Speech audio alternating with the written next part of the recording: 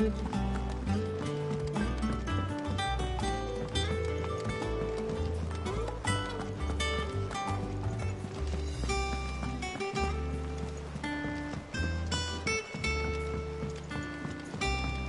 seeing troops amassing at every border crossing. Well, no surprises there. How may I help you today, Clive? Come to claim your just desserts?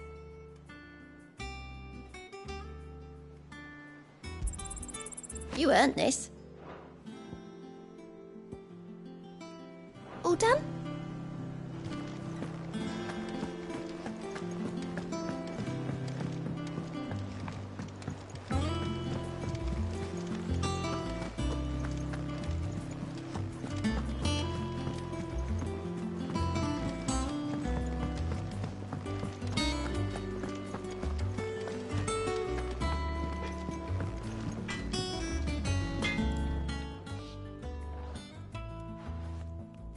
Blackthorn, got everything you need? Yeah. Yeah, I do. Cheers for the Stardust. Should be enough to be getting on with. We should go out on maneuvers together more often. You'll be sneaking around on your tud all the time. I'll make a start on putting this thermal plating together then. It'll take some time, mind. So if you've got other things to be getting on with, I could do without you breathing down my neck. Thank you, Blackthorn. I'll let Mid know construction's underway.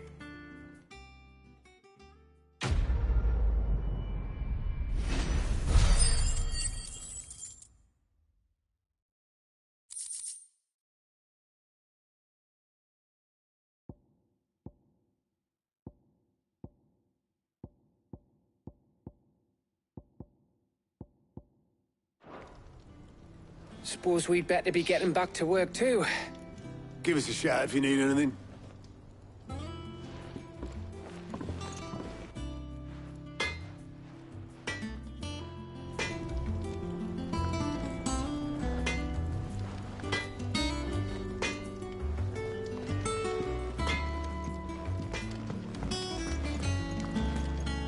He cracked the crystal too? You're joking. It's no joke. Our experiment was gone.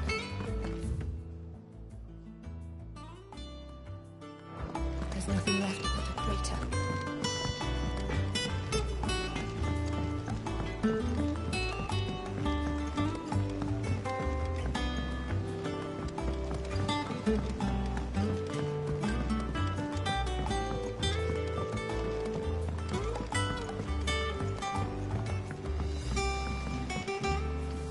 Mid hasn't been her usual self lately. Editors started reading books that don't have any pictures in.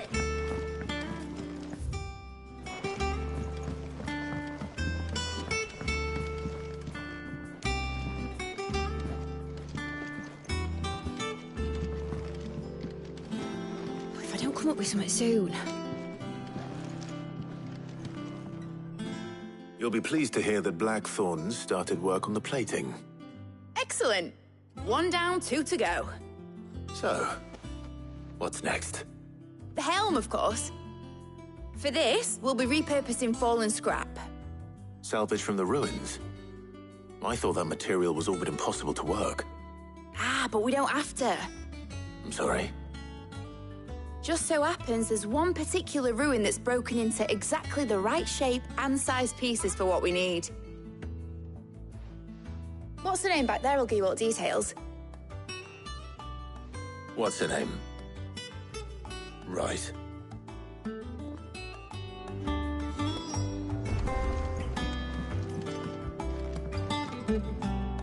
Oh, Sid, is this about the helm? Yes. Mid said I should speak with you. I'll show you the plans then. Here you see the mithril engine, in which mithril is burned to generate heat. That heat is then harnessed to produce motive force. Excess heat is dealt with by means of the thermal displacement stack, which disperses it into the surrounding air. Now, were we to rely on thermal plating alone to achieve this effect, the rate of excess heat buildup would far exceed the displacement coefficient of the plating. In other words, the reactor would overheat and eventually explode. This is where the helm comes in. It connects to the plating, you see, and serves as a sort of thermal sink to absorb all that excess energy. Our experiments have shown that fallen ceramics are remarkably thermophilic. They can withstand and absorb levels of heat far above anything we are able to make today. And not only that, they're also waterproof and immune to rust, making them the perfect material for our protective hood. Why, if sea or rainwater were to enter the reactor proper, it would vaporize instantly. The forces produced would tear the ship from stern to... You can stop there. I understand. Mid said we might be able to use parts of a fallen ruin. Where would I find it? Ah, yes. It's in Lorbert's Pass, near Lostwing. The thing is, well, I probably should have arranged to have the pieces we need brought here sooner. You see, a certain unwanted visitor has taken up residence there. It's no longer a matter of just walking in and taking them. It's, going to be considerably more dangerous than that. I see. Then I suppose I'd better deal with this unwanted visitor for you. Would that help? Oh, very much. Thank you, Sid. I'll gather my team and head there right away. We'll meet you outside the ruins.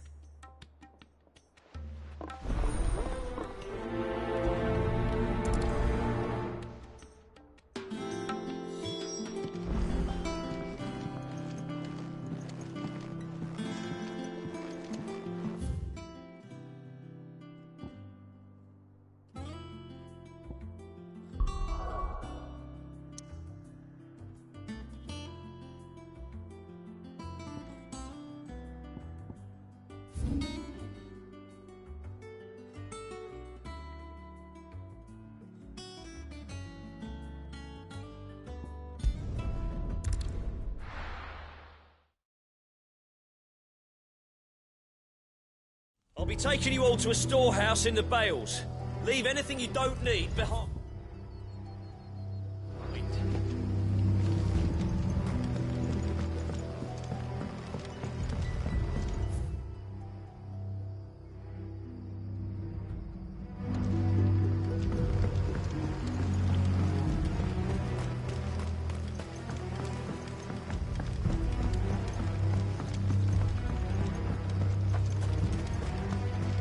If you're ready, we leave at once.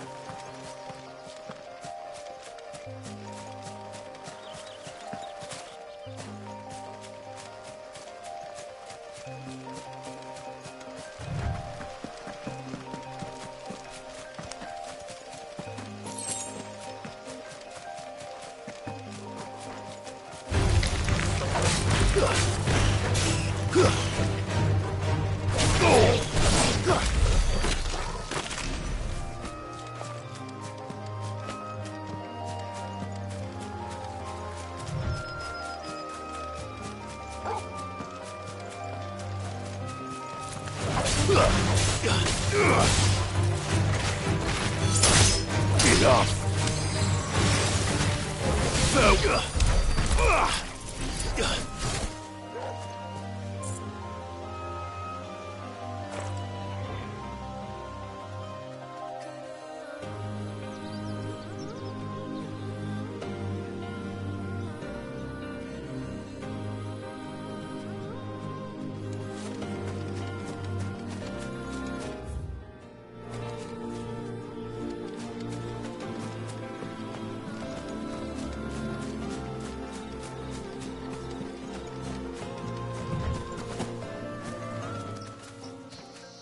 Oh, there you are, Sid.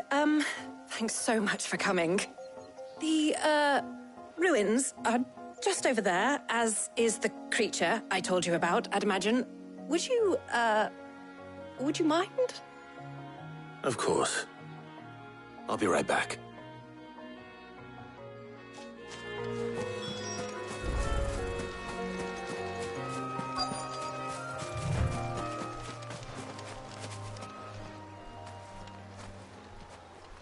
Anybody home?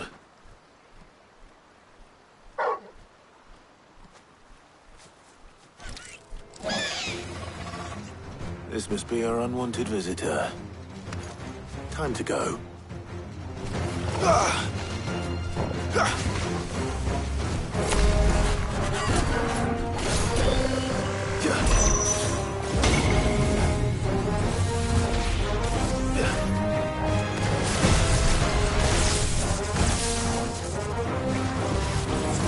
Well done, Tom.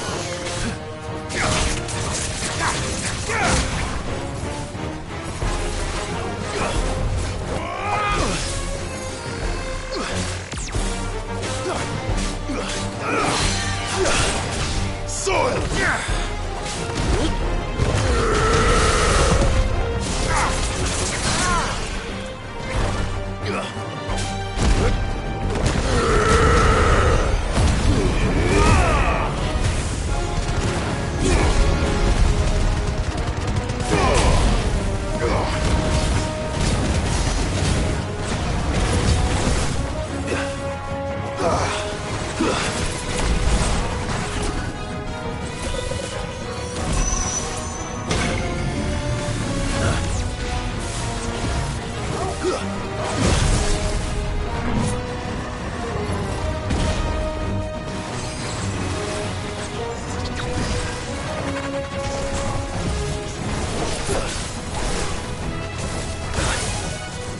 Nice try.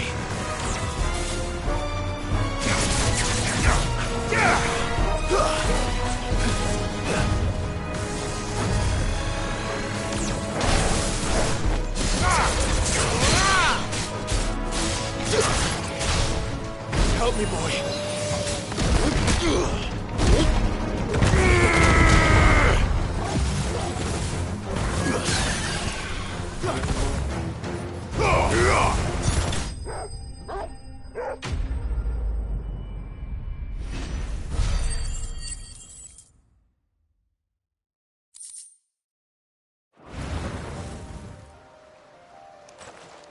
The things I do for you, Mid. Sid! Oh, thank goodness you're safe. You shouldn't have any trouble now. Indeed. Well, don't let us keep you. We'll, see that everything is transported safely back to the hideaway. All right. I'll let Mid know you're on your way.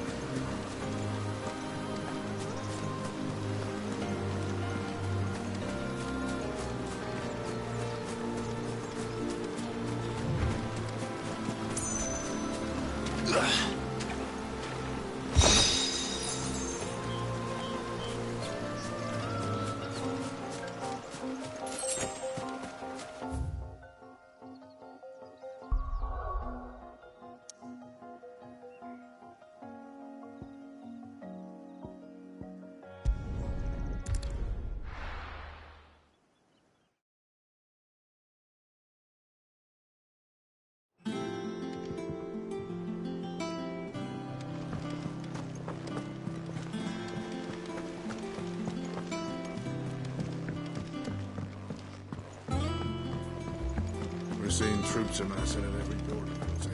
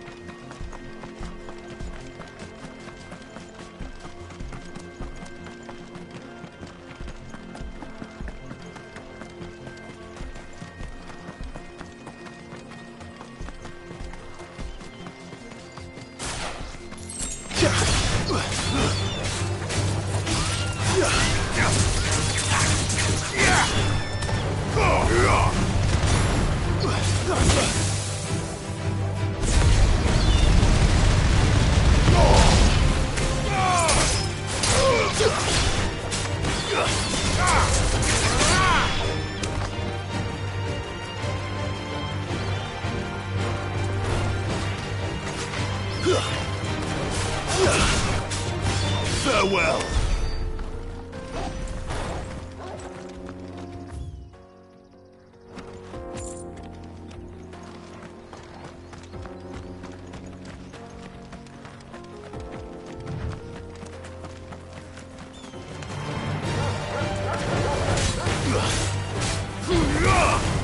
It's over!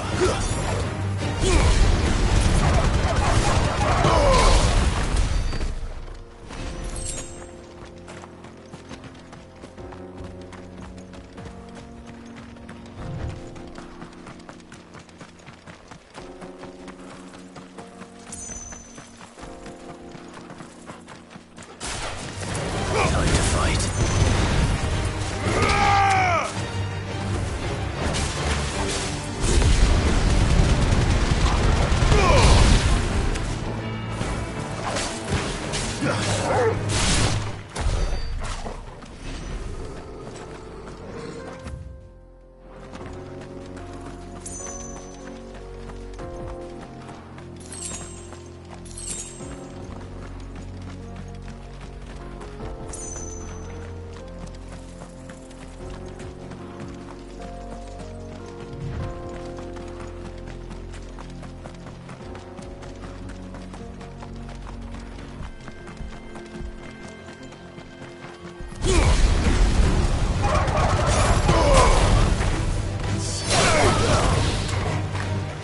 It's over.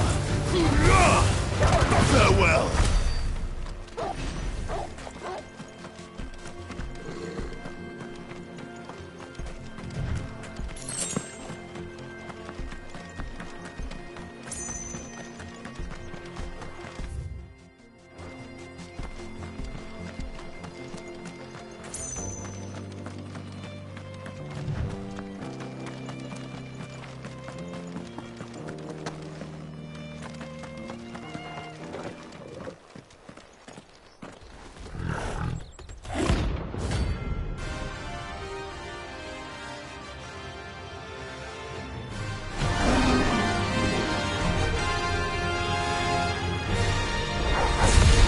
Playtime for the pack, is it? Let me introduce you to mine.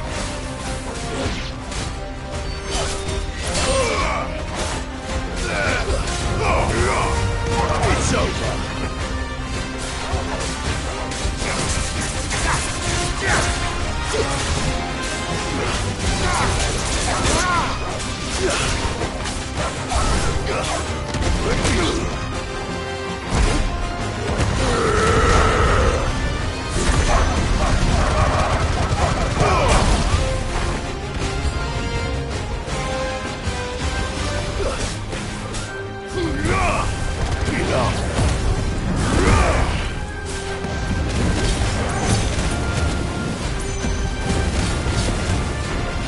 Farewell.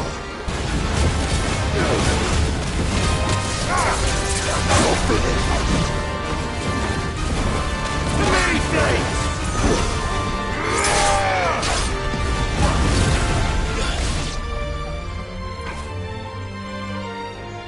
And then there was one.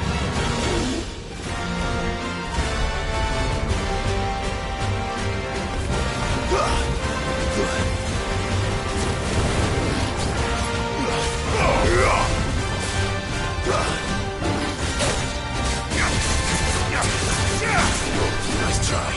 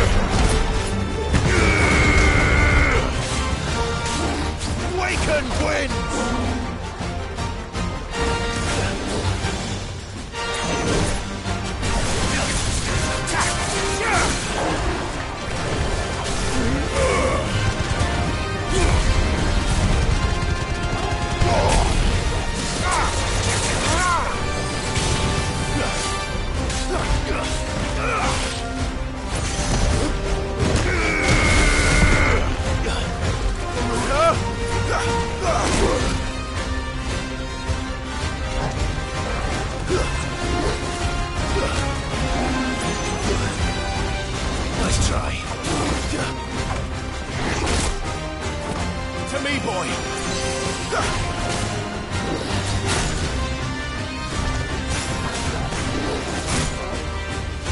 You're a fine hound.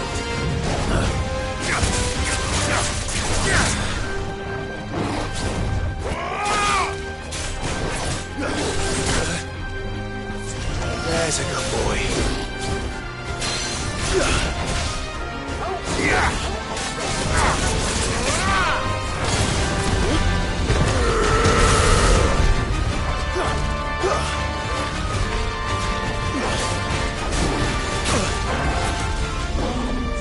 You're a fine hound. That's better.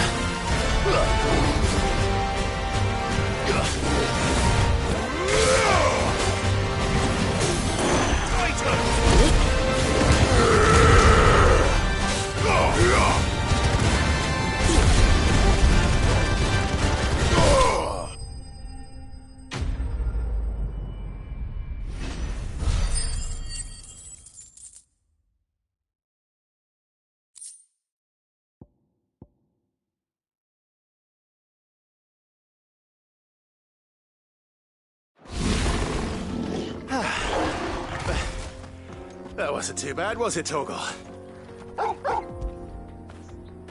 Where would I be without you?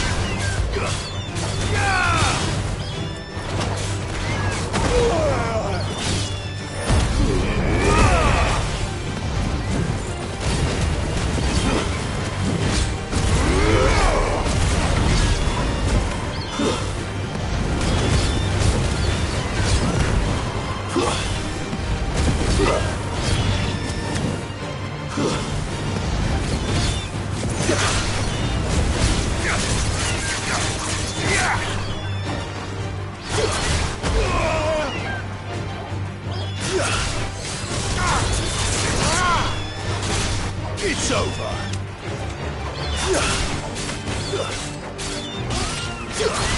You're finished.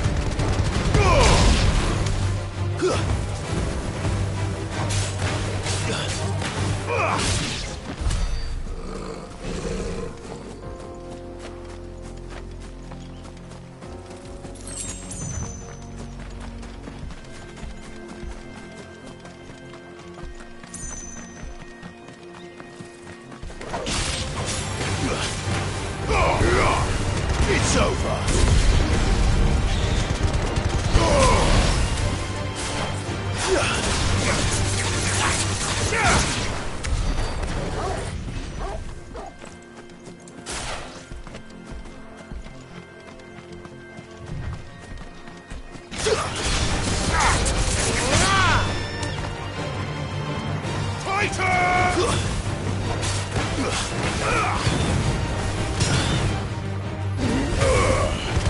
finished.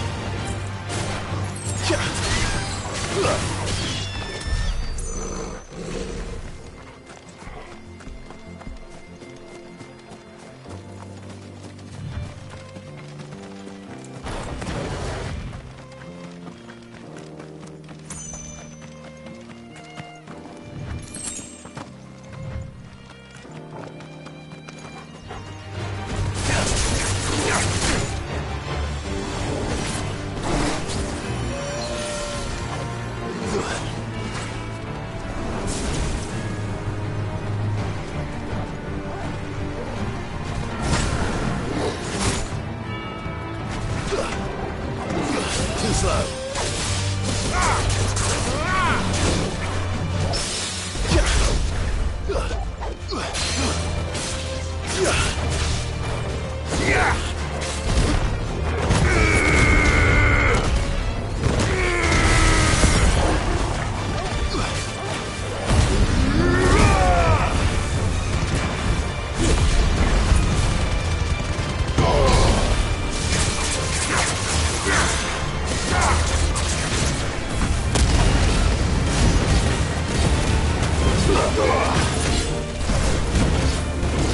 Nice try.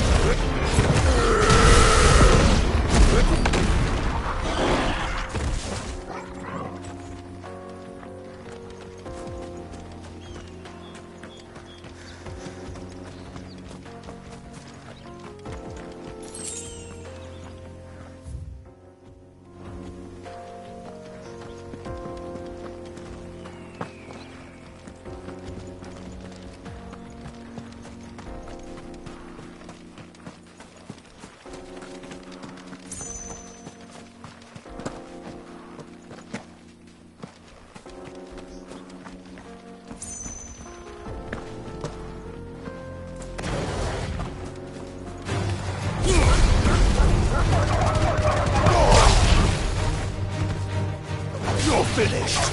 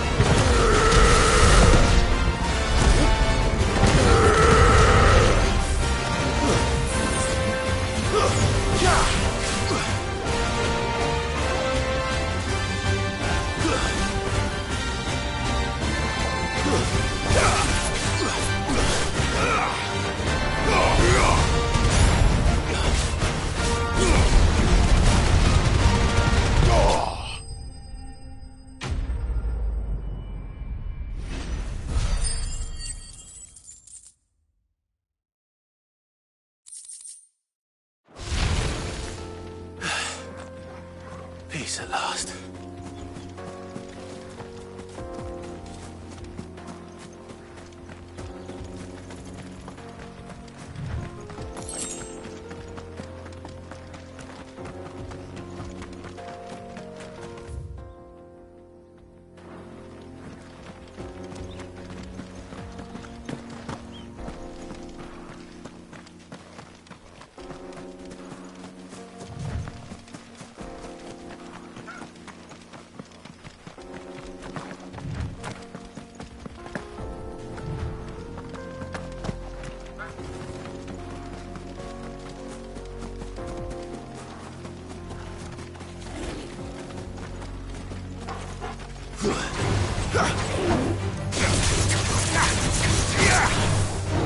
Nice try.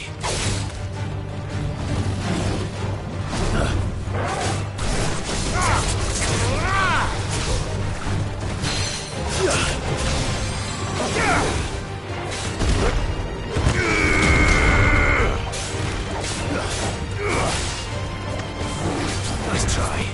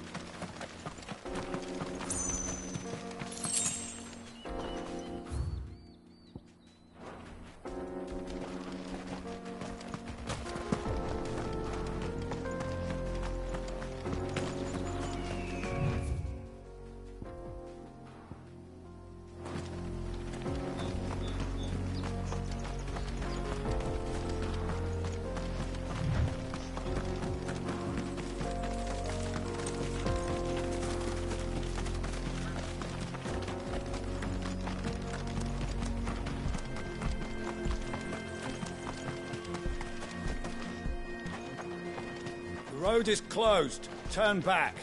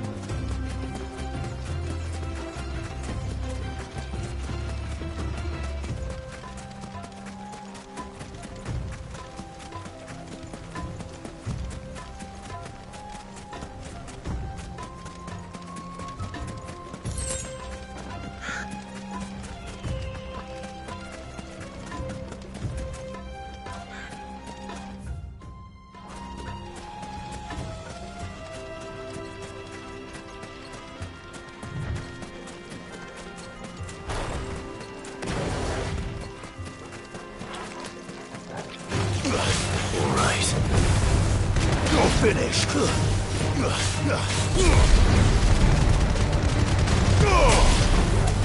Stay down.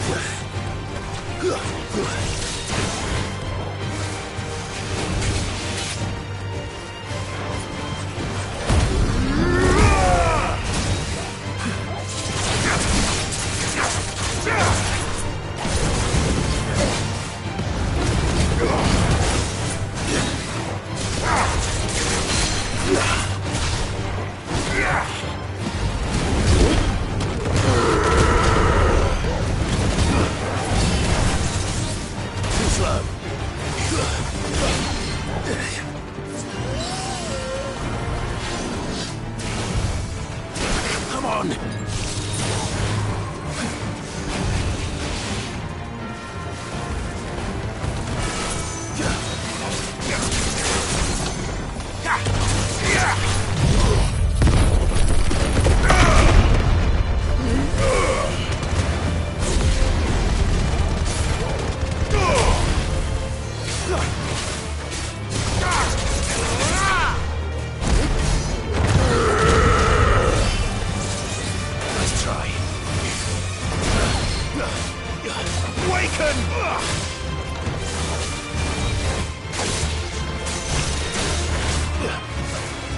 Too slow.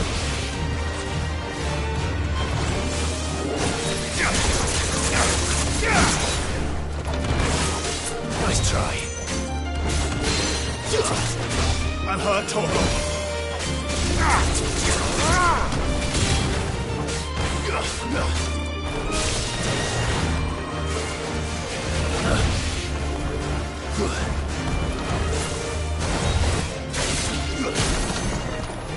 Soils!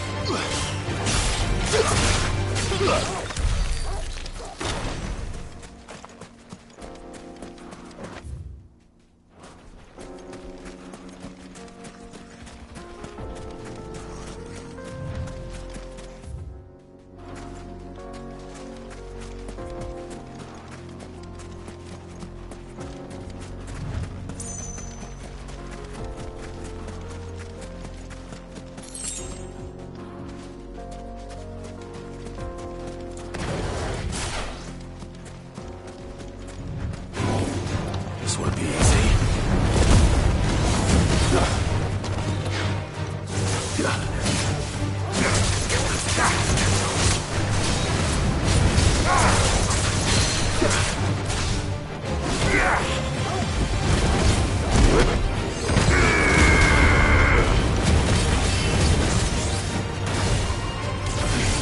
Too slow.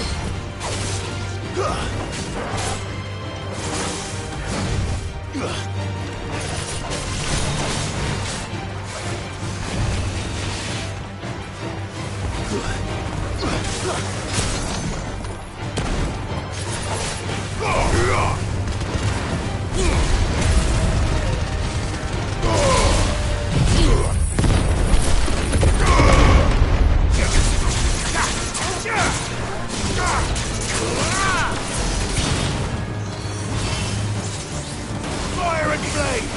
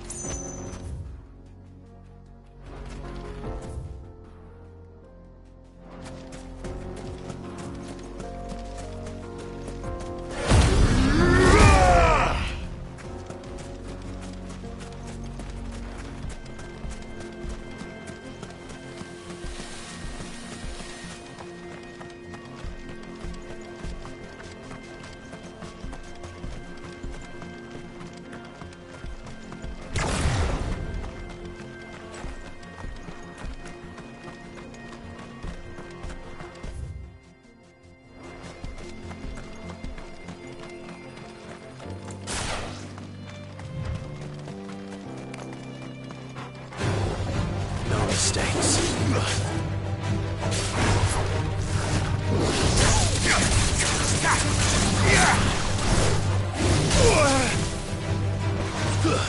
To me, boy!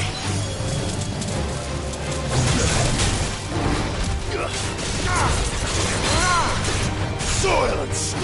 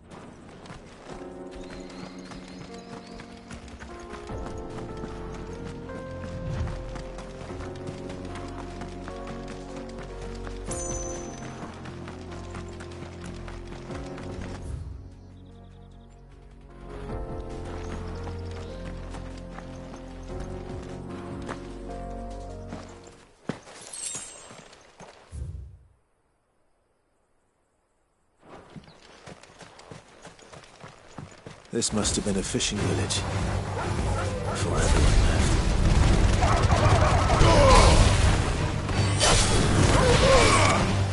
Farewell!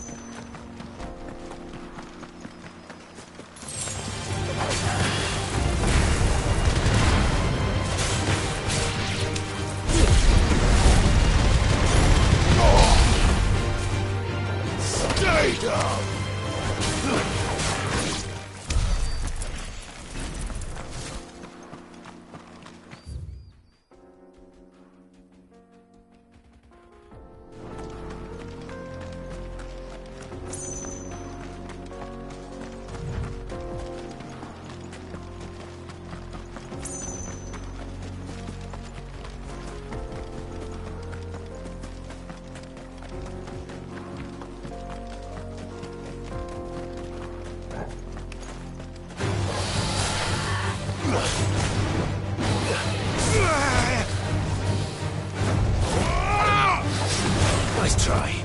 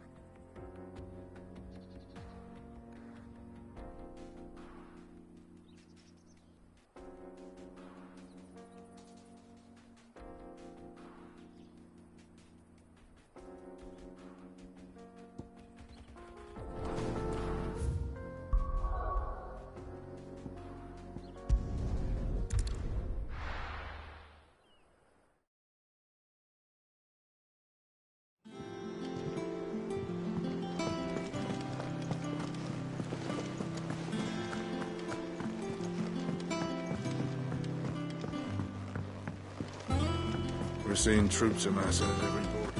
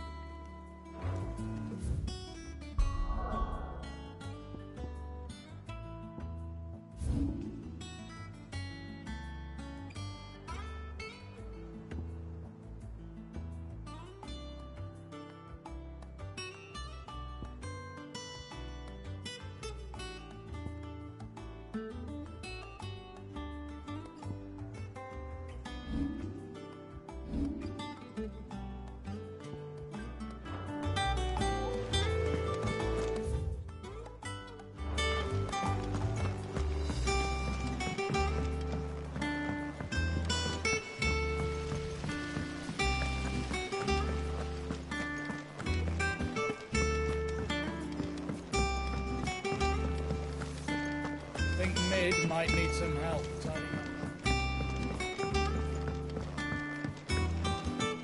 If I don't come up with something soon. Mid. Helena has recovered the material for the helm. She'll be along shortly. Excellent. Another job well done. And just one remaining. Right. Right, the shielding. This one's a bit of a bugger. How so? The plating's enough to stop the engines going pop, but those things will still be spitting out enough fire to set the rest of the ship ablaze. Which is why you need proper shielding. A prison for the dragon's breath that's blazing away inside. I thought a triple thick layer of tempered steel might do it. Or more of the stuff that the Fallen use, but they'd both be too heavy. The helm and the plating are bulky enough as it is. Add any more weight and the whole ship would be at the bottom of the briny before we'd even started. I need something light. But I've racked my brains and I just can't think what would do it. Well, if I were in need of obscure knowledge, I know whose counsel I would seek. Harpocrates. Tomes? Yeah, well, I'd thought of that, obviously. I've got all the details written down here. Can you take this to him, see what he makes of it? Right away.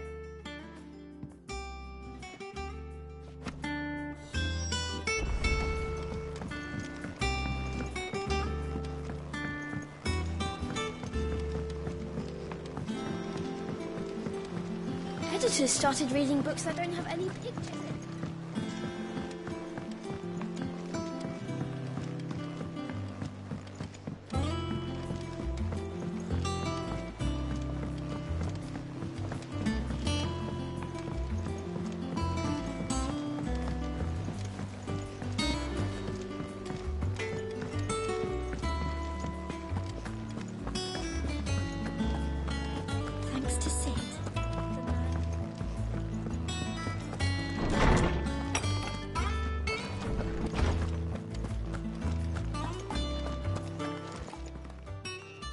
Harpocrates, do you have a moment? For you, Clive, always. Well, actually, it's for Mid this time. Could you take a look at this?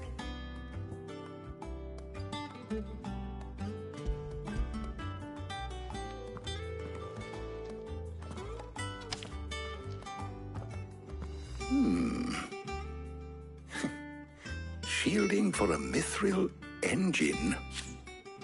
Whatever will that girl think of next? And what are these notes around the edges? She has some specific requirements for the materials. The shielding needs to be able to resist extreme heat on the inside, and yet remain cool enough on the outside not to set the ship alight, while also being light enough not to sink it. As you can imagine, she's struggling to find anything that meets her needs. I see. I wondered if you might know of a solution, or if you might be able to search the records for one. Perhaps it is not a different material she requires, but a different approach. What do you mean? Consider the lake we have made our home. Its blighted waters eat away far more quickly than fresh water or even brine, at timber and steel alike. And yet, we have made a home here from those very materials nonetheless. We have. But Bardolph must varnish every board twice over to keep it from rotting. And Obelus complains that without a constant supply of pitch. I see. Early Gregorian histories speak of a preparation known as moon dew. It is said to be able to resist even the most ferocious flames. Before the dragoons tamed the worms and wyverns of the realm, nobles would daub their castle walls with it in order to guard against dragonfire. So if we could recreate it... It might be applied to some material or other in order to provide the protection Mid requires. As to how best to apply it and to what material, perhaps Bardolph and Obelus might be of assistance. I shall speak to them and see what wisdom they might have to offer. If you would be so kind as to procure the necessary ingredients, I shall discuss the specifics of how it might be most effectively put to use with our two friends. The knowledge of the past may yet prove useful to we of the modern era. Thank you, Harpocrates. And since you're asking others to help you, perhaps I should too.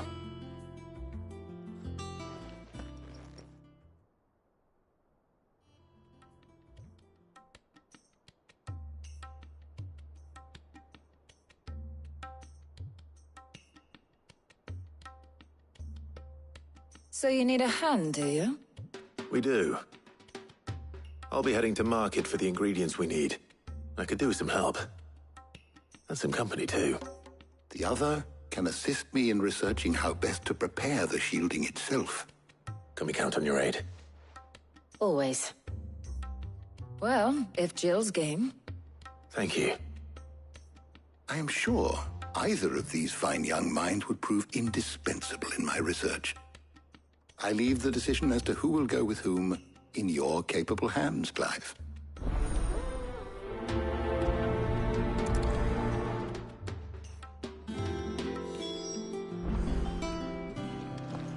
Shielding that guards against even the most ferocious flames. We could have done with some of that on Drustinus. I doubt I would have survived that place with or without it. A trip to Northreach, though, I think either of us could handle.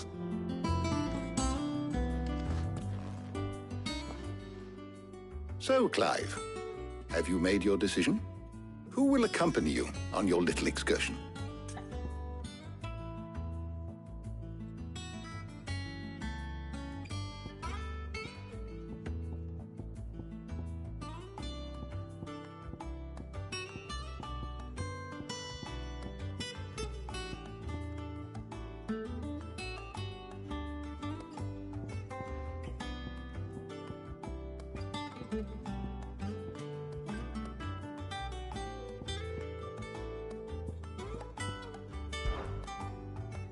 All right.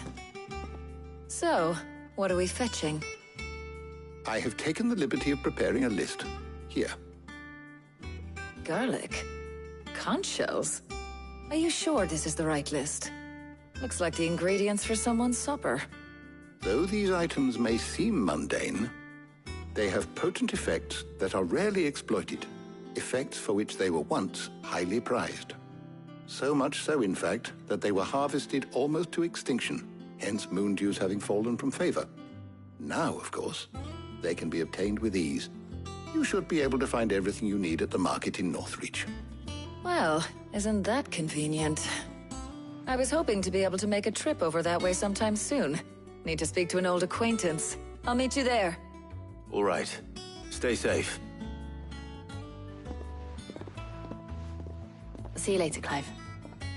Good luck with your research.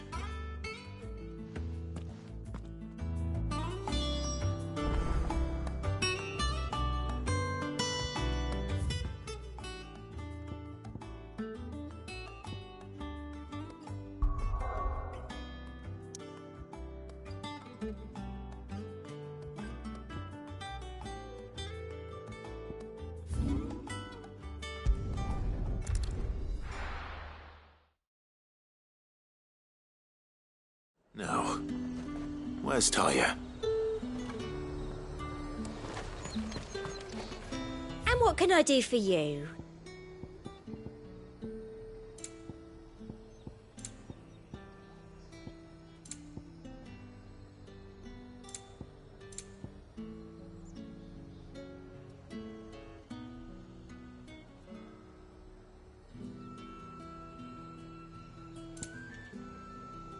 I'll be here if you need me. Keep them pilchards nice and chilled. Need to stock up on these. Spoiling another catch. There you are, Talia. Ah, and there you are. We shouldn't have any problems finding what we need in a place like this. But if time is of the essence, perhaps we should split up. Take a few items each. All right.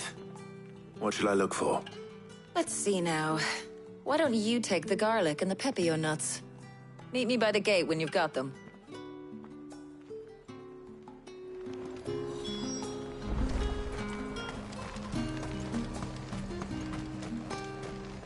Oi, don't touch anything.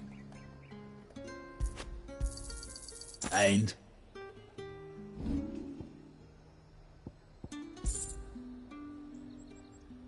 good riddance. There's talk at the glass gate.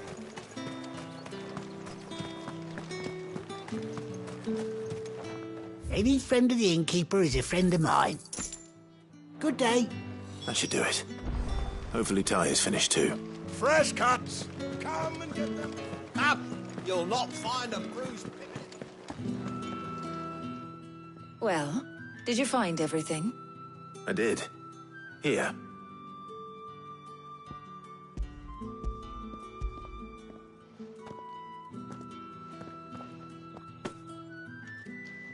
Garlic and pepio nuts. Job done. We should get this back to Tomes then. He'll be waiting.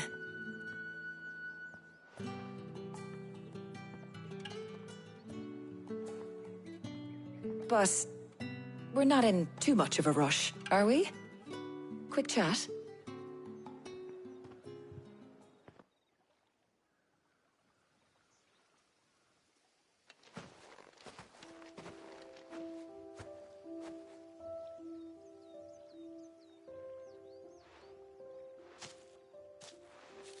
Do you know, I think this is the very first time we've been out on an errand together. I think you might be right. In all the years since you and that scowl of yours first appeared, you haven't invited me out once. For shame. Well, it seemed long overdue. And you did say you had some shopping to do. I was hoping to restock my supplies of herbs and liniment, yes. You and Jill alone burned through them like wildfire. No luck, though. My usual supplier's not here, and I refuse to pay the prices these gougers charge. I'll ask Karen when we get back. What is it? Oh, just memories. I came here with Sid once, shopping for supplies, just like today.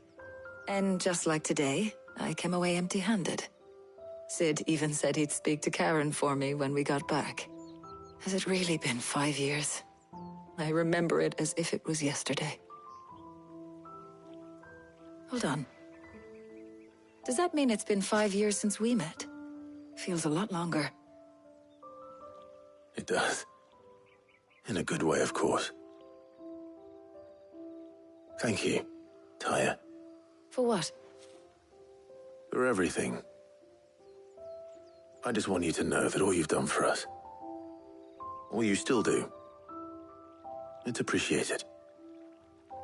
Do you think I'd stick around if I thought it wasn't? But in the spirit of sharing and caring, you're appreciated too, by all of us.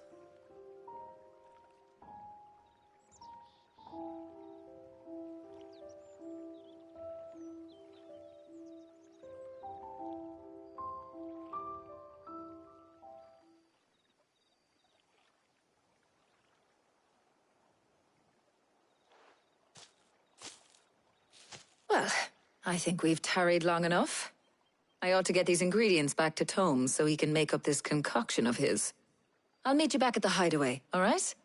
All right. And thanks again. I heard you the first time.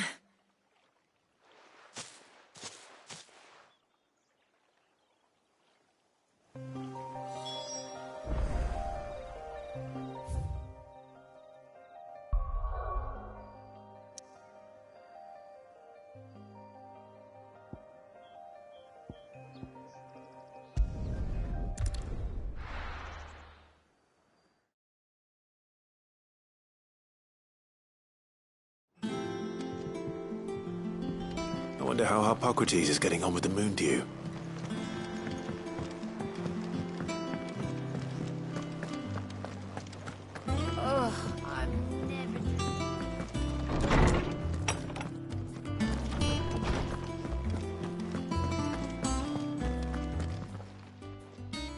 How's work on the shielding progressing, Hippocrates?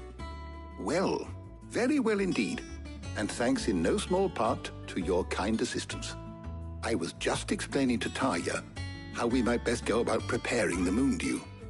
And now that we have all the ingredients, we may begin. You can count on me. I've mixed more than a few mysterious concoctions in my time. I'm sure you have. What about the shielding itself? Work is underway, under the watchful eyes of Bardolph and Obolus. Apparently, it'll be ready soon. Thank you. All of you. Right then. Jill, would you join me in the infirmary? Many hands make light work and all that. Of course.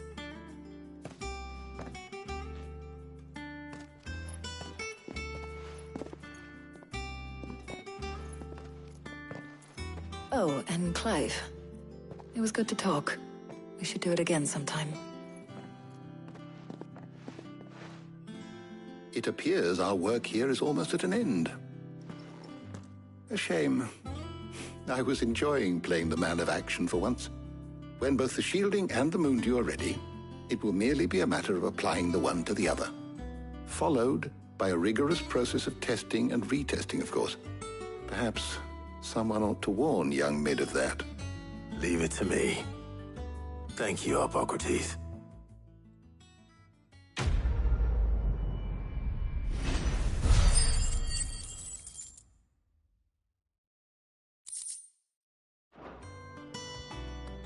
Well, I'd better go and give Mid the good news then.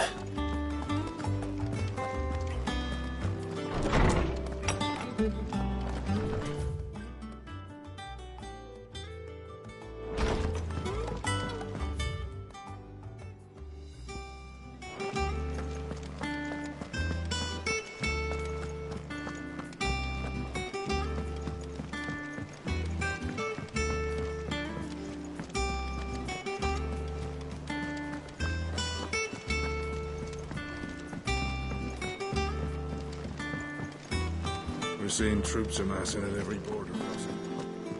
No surprises there. Welcome to the Patron's Whisper. Your benefactors are a generous lot.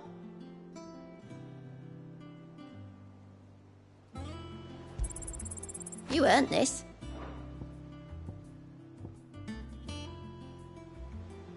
All done?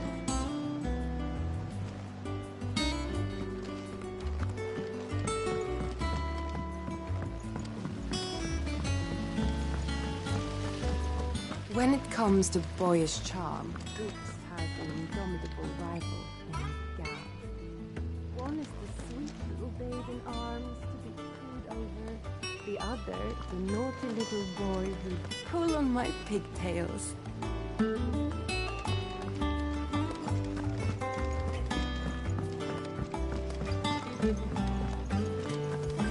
think mid might need some help.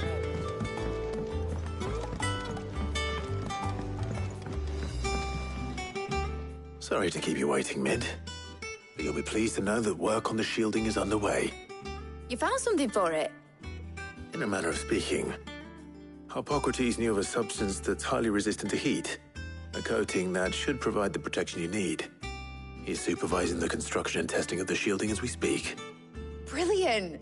I knew you wouldn't let me down. Don't thank me. I'm just the errand boy. Right then, better start working out how to bolt all these bits together. To the Black Hammer!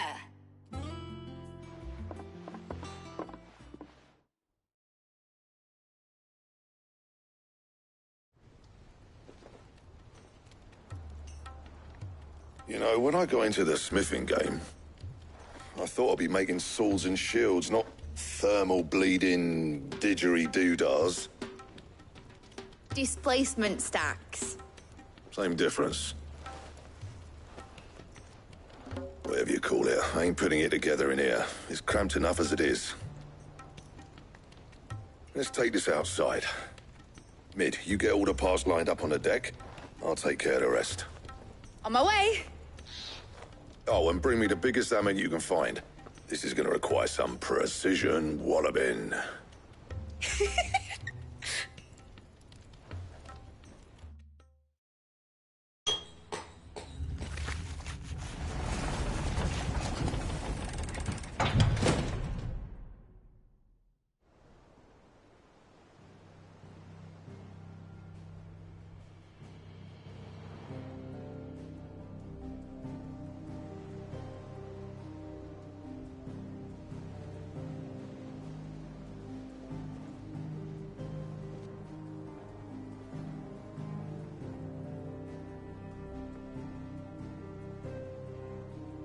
It's finished! It's finally finished!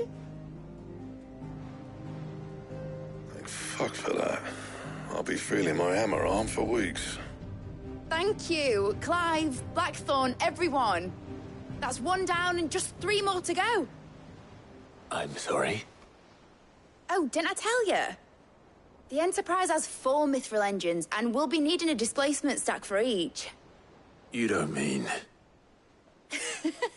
Don't worry. Now they've got a finished one to work off, my gang in Canva can build the rest. Good luck to them, I say. Right, I'm off to get a sling for this elbow. Any other work comes in, keep it to yourselves, eh?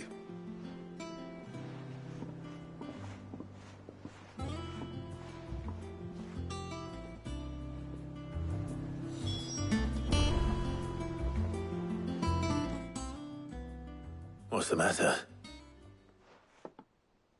Nothing. Just daydreaming. Thinking about the Enterprise sailing off over the horizon to shores unknown. Searching for a land untouched by the Blight. Just like me and my dad planned. So if the worst came to the worst and every scrap of soil in the Twins turned black, we might still have a chance. That's what she was meant to be. You see, one last chance just in case we needed it. But now she's so close to being finished, I've realized I don't want her to be that. I don't want her to be just a lifeboat for us to cling to if things get desperate. I want people to sail aboard her by choice, not from the lack of it. In a world where we're not just trying to survive, but where we can actually live. I'm working on that. And I'll do everything I can to get you what you want. Don't you always? All right. My mind's made up. As soon as the Enterprise is fit to sail, I'm putting her under your command. Sod our plans, I'm trusting in yours. Are you sure about this? Something tells me it's what my dad would have wanted. He'd be proud of you. You, You were gonna visit his grave, weren't you? I was. And you can come too now that your little project is finished. Right. There's just one thing I need to finish up first. Won't be a mo. All right. I'll let Otto know you're coming. Meet us in the mess when you're ready. Aye, aye, Captain.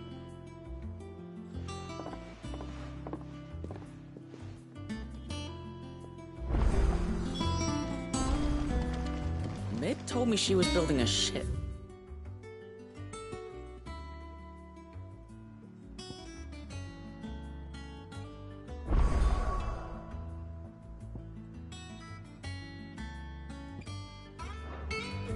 Really? That's a ship.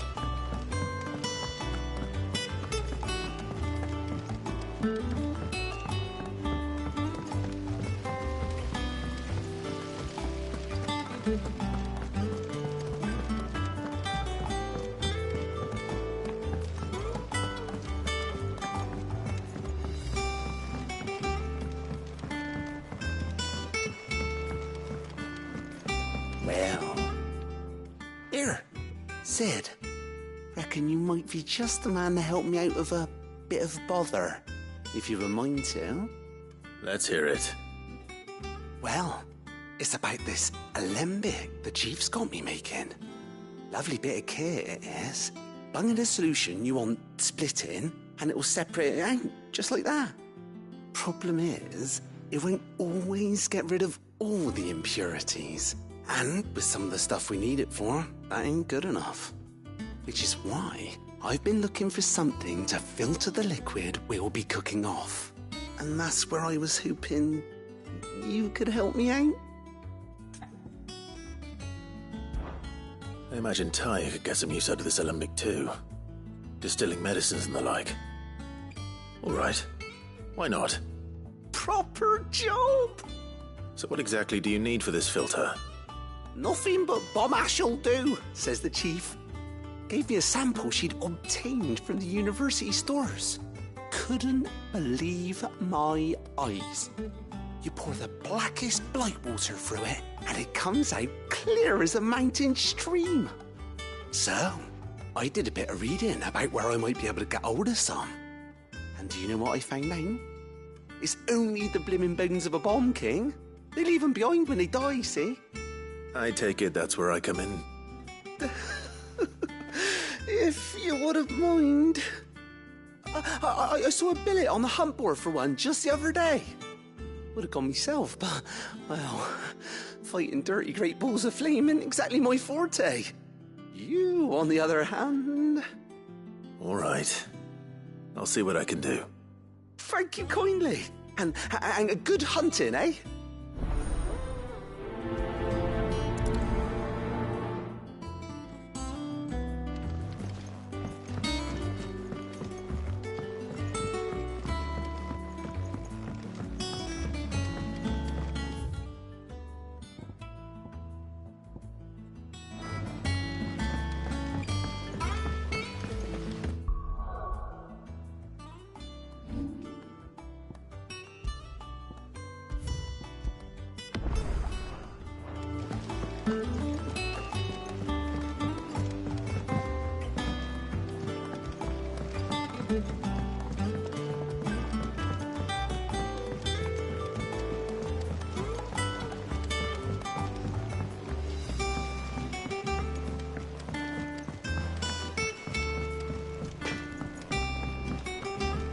Crack the crystal too? You're joking.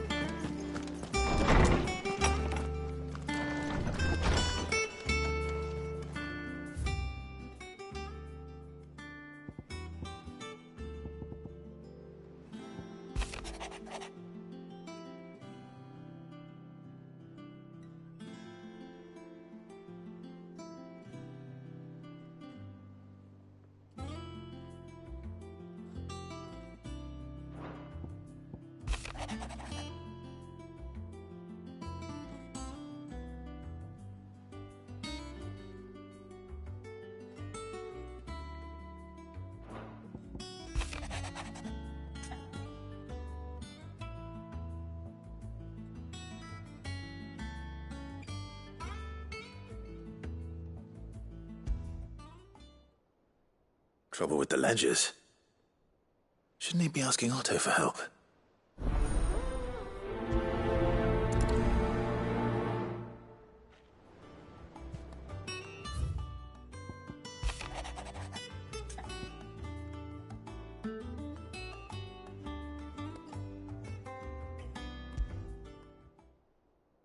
What could be wrong with Torgor? He seemed well enough when I last saw him.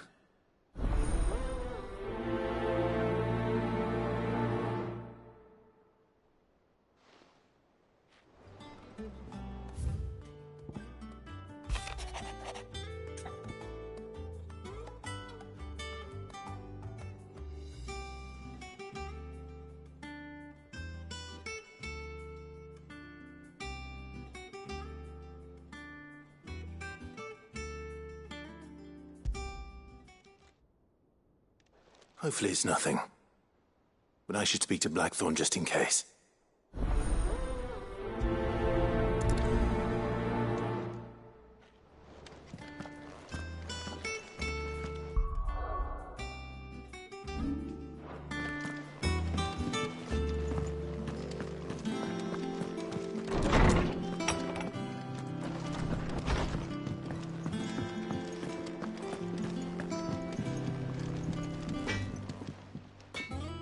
Blackthorn, do you have a moment?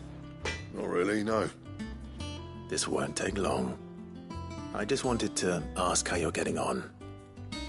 August was worried about you, and you might still be doubting your craft, even after learning the trick of that cuirass. Is there something else weighing on your mind? Perhaps sharing your thoughts might help. That bastard's like a dog with a bone. Still, he's got a keen eye, I'll give him that. He's just, well, Karen showed me something. Something I've never seen before. And that was? A sword. An odd-looking thing with a single-edged blade. The metal itself wasn't anything to write home about, but fuck me, the edge on it. You could slice a man clean in two with a weapon like that, and he'd be halfway home before he even realised he'd been cut. So that's what's troubling you? No. Not troubling me exactly. More distracting. Can't stop thinking, how do you get an edge that sharp? It's driving me mad. And if you knew how to do it, we could arm the curse breakers with even better blades. That's about the size of it, yeah. I'll see what I can find out. Sharper swords are always welcome. And we can't have our master blacksmith being distracted. You're a soft touch, you know that. But I can't say I'm not grateful for it. Good luck, eh? Thank you. Let's see what Karen knows about this sword.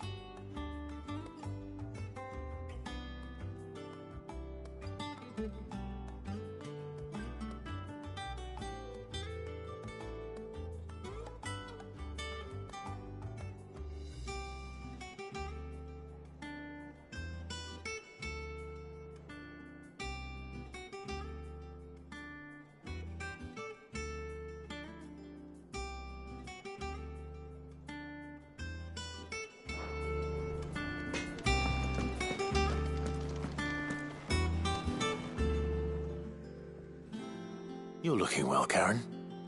What do you want? Out with it. I want to know about the sword you showed Blackthorn. Single-edged and extremely sharp. Running around after him again, are you? I suppose I am, yes. But I need to help him find out how to work an edge like that. It's driving him to distraction. Little wonder, I suppose.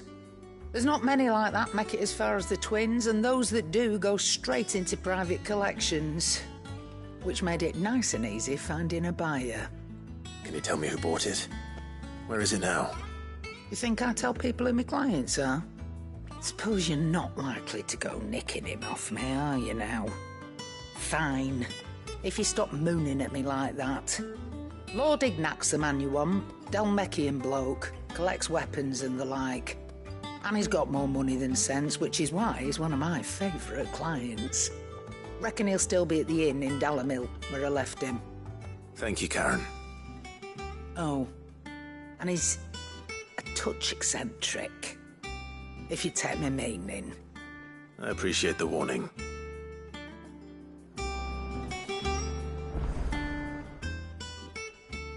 I got your note. You think something's wrong with Torgal? So you can read. Congratulations. But I didn't say I were wrong with him. I said something weren't right. He's not been eating me treats. He used to love cracking the bones from Molly's boiled brown, but now he won't so much as look at them. Didn't like him. Which is why I'm of a mind that his mind's on something else. You've not been working him too hard, have you? No harder than usual. Is that it, boy? Do you need a rest? What was it you said he was?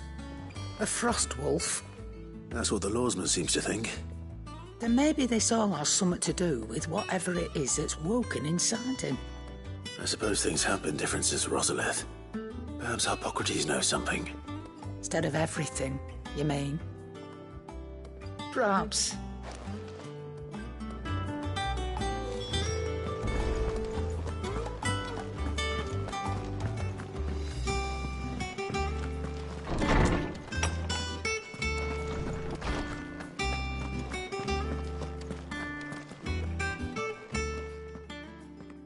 Lawsman, I need to ask you about Torgal. Something's not right with him. He isn't ill, is he? I don't think so. But according to Lady Karen, he seems to have lost his appetite, which is certainly a new development. She says he's hardly been touching his bones of late, and she believes it may have something to do with what happened at Rosalith Castle. I rather think she might be right, though not about his appetite. All canids are instinctively inclined to crack open bones for the rich marrow that resides within, and I see no reason why a frost wolf should be any different. Accordingly, I suspect it is not a lack of appetite that afflicts Torgal, but a surfeit of it. If we assume that his newfound magics require additional nourishment to sustain, it may well be that the bones Lady Karen is accustomed to providing are no longer sufficient. Frost wolves, after all, habitually prey upon far larger animals, whose bones may yield altogether different nutrients. As to where one might find a suitable substitute, some antelopes that graze the meadows of eastern Rosaria have been known to grow to a size more than double that of their lesser cousins. I don't recall ever seeing any that large. And little wonder. The oldest and largest such creatures rarely leave the safety of the highlands for fear of predators. The last elder antelope sighting I recall hearing about took place near Cressida, and that was long before the village was abandoned. Even so, it seems like a good place to start. Good hunting, Clive.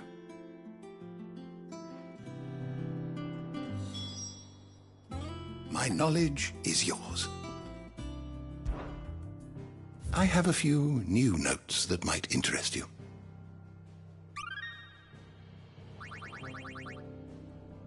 If you have a question for me, I should be happy to answer it.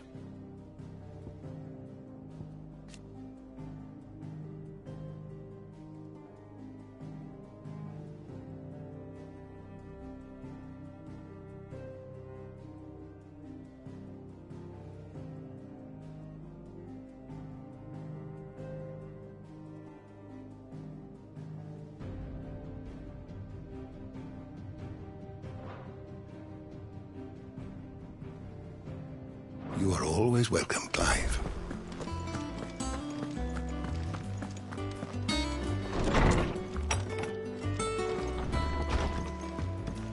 Oh, I'm never drinking.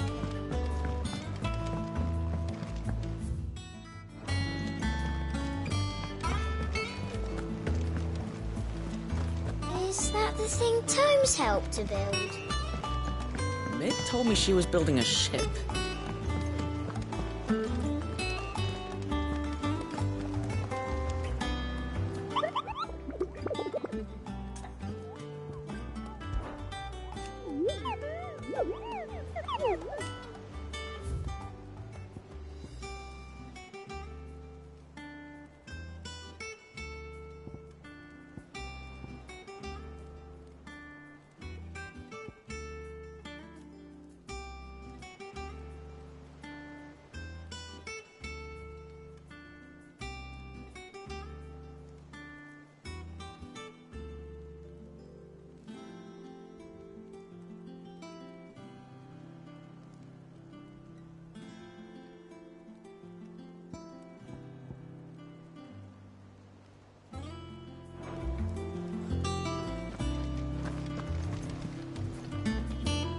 Clive, did you get my letter?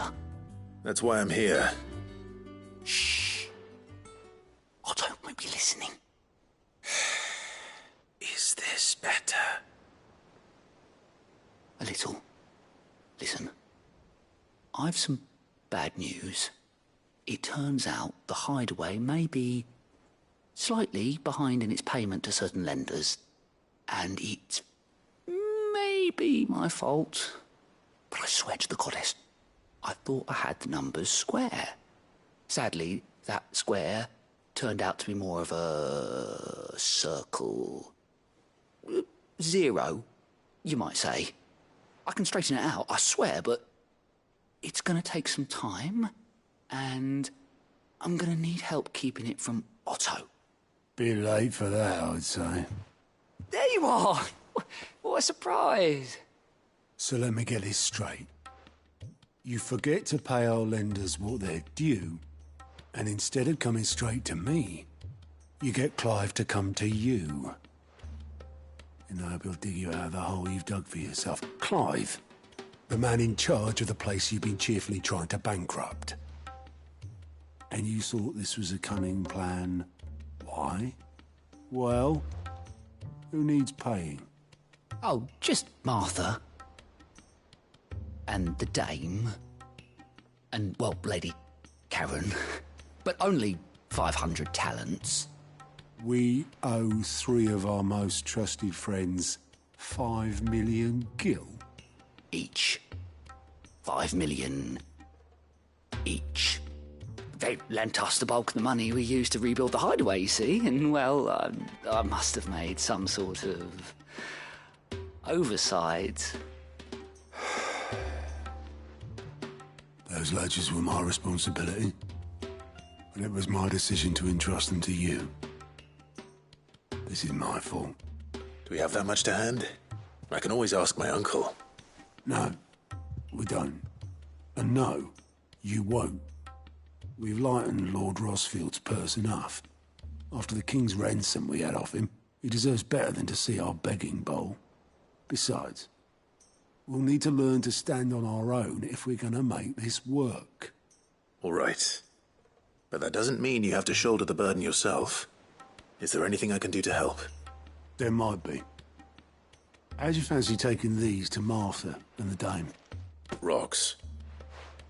Rocks, he says. Worth 1,000 talents apiece, these are. A little something Sid and I set aside for when times got lean. And I reckon 15 million in overdue debt probably qualifies. I just hope our associates' eyes are a bit more discerning than yours. I'm sure they will be. Should be me making the rounds, really. But you know how it is with this place. Orders to bark, arses to wipe, and all that. I know. Which is why I don't mind going in your place. Go. Do you know why I only gave Master Clive here 2 star rubies? Because You'd rather Lady Karen killed me. Because I'd rather Lady Karen killed you. Yes. Well, I suppose this is goodbye then. Don't worry. I'm sure Karen will understand. Really? Do you think so? No, I don't.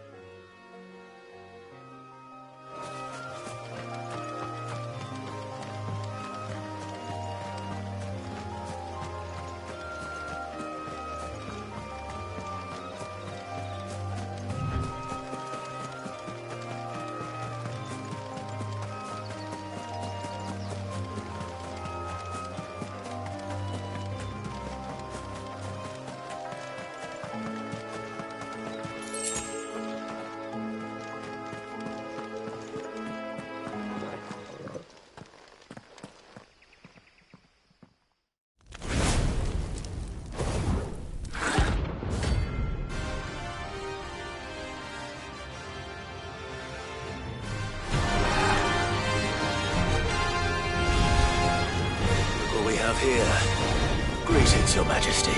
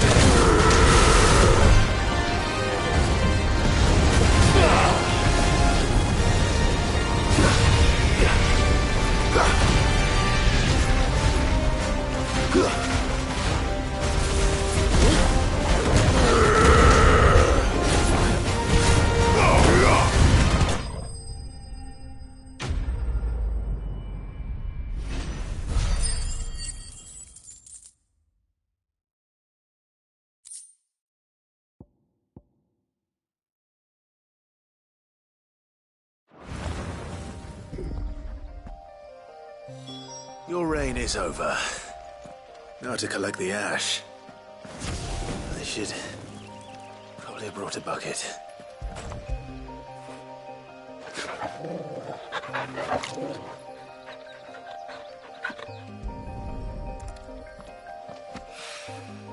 This looks like the stuff. Let's see if there's any more.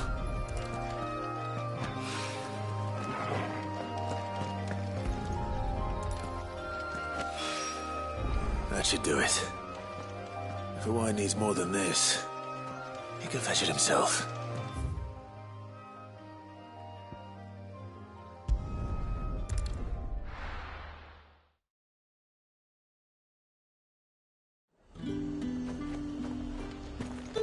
There's talk. How the hell is anyone supposed to...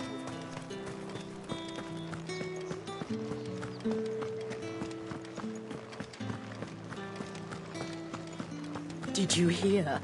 The gates to heaven. I want to see you.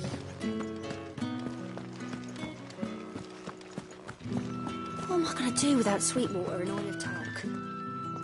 Milady, I come bearing gifts. Gifts? Whatever is the occasion.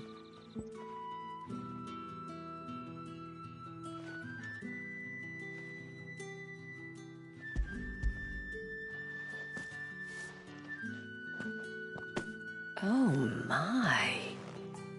Clive, you really have outdone yourself. Otto asked me to give it to you. To settle the Hideaway's debt with the Veil.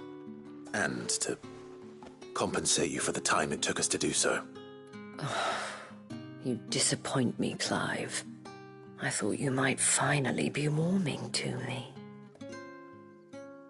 Tell Otto he can keep his baubles. I tried to tell him as much the first time around. The man owes me nothing. nor does the Hideaway. My contribution to the restoration effort was made freely and willingly. It was the least I could do. You once told me Sid did you a kindness. I'd like to do the same. Please, accept it. For my sake. And for Otto's. For all of us. For all you've done. It is rather fetching, isn't it? Very well. Otto is lucky to have you, Clive. I doubt anything could ever replace his son. But you and the others at the Hideaway are the closest thing he has to family. Otto had a son. Long ago, yes. Sid told me Otto lost him when he was just a boy, and blamed himself for not being able to stop it. I don't know how it happened, whether there was anything he could have done, but it was clear that it weighed heavily on him. I didn't know. How could you have? I doubt anyone did. Besides Sid, I've never met a man more keen to bear his sorrows in stoic silence. An ill habit, given that both have always been surrounded by friends desperate to help them. I'm beginning to see that.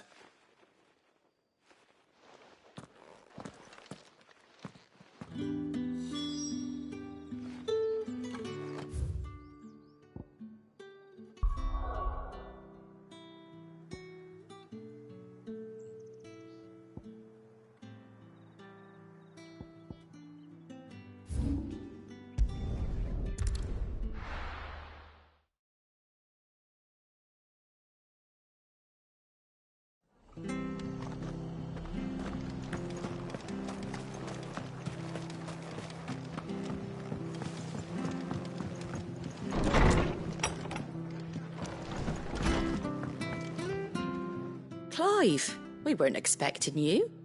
I wasn't expecting to be here, but it seems we still owe you a considerable amount of coin for your help with our rebuilding efforts. And though I doubt it's what you were expecting, we were hoping you'd take this as payment.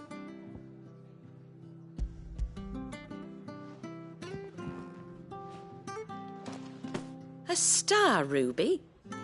I can't accept this. It's worth at least twice what you owe me. More if you can find yourself the right buyer. Think of the difference as interest. Interest? If word got out I charged that much, no one would ever borrow from me again.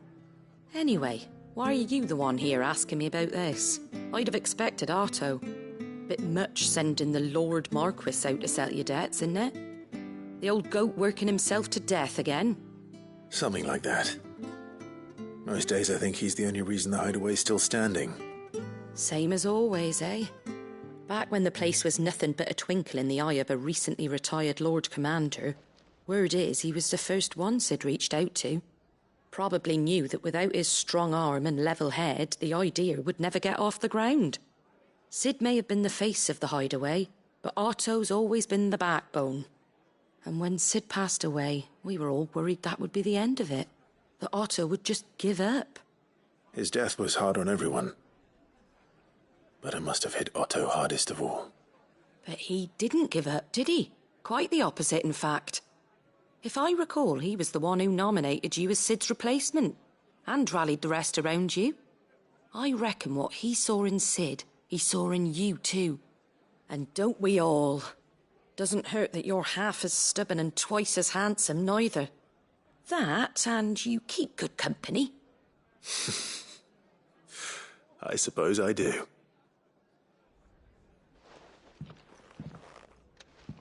Goat will want to know the stones were delivered, if he's still with us.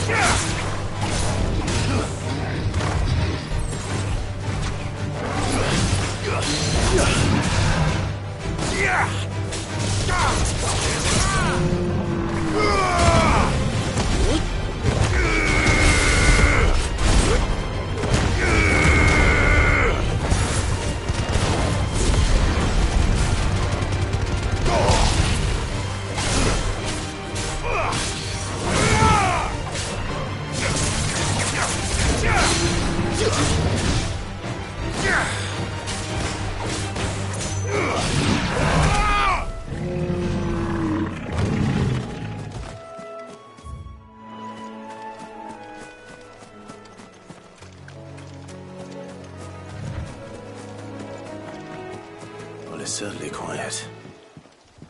If I were a giant antelope, it would seem like just the place.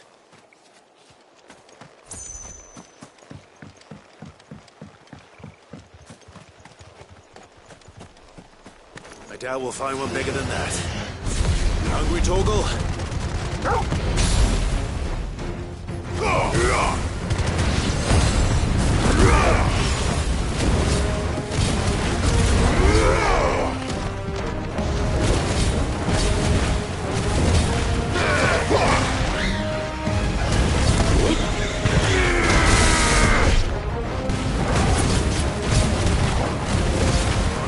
Farewell.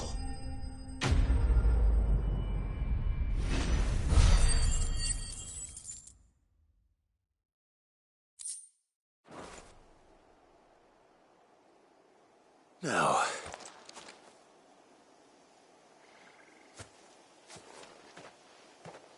will it be enough, I wonder?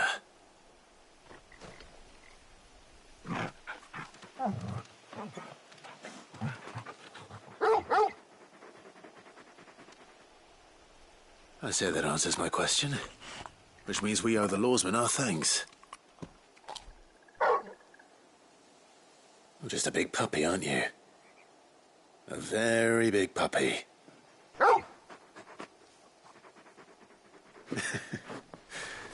You do know you can take that with you, Torgal. Lady Karen will be relieved to hear you've got your appetite back. Come on, boy.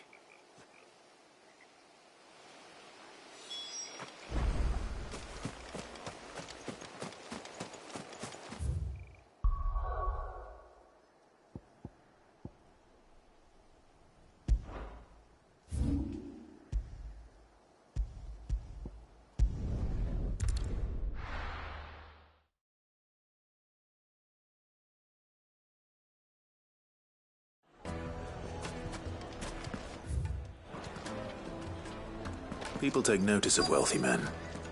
Shouldn't be too hard to track down Karen's collector. The St. Drape's Fang is gone. The whole Mother Crystal gone.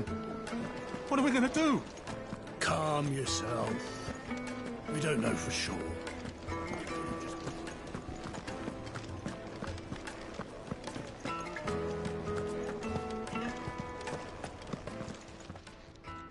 My reputation will be ruined! Ruined! Calm yourself, Lord Ignac, I beg of you, before you do yourself a mischief. Pardon the intrusion, but... Out! Get out! I paid for these rooms so I wouldn't be disturbed. Leave me be! Please, allow me to apologize. His lordship is going through a difficult time, and he's never been fond of guests arriving unannounced. Radim! Get rid of the filthy oaf this instant! Very good, Lord Ignac. Would you mind stepping outside for a moment?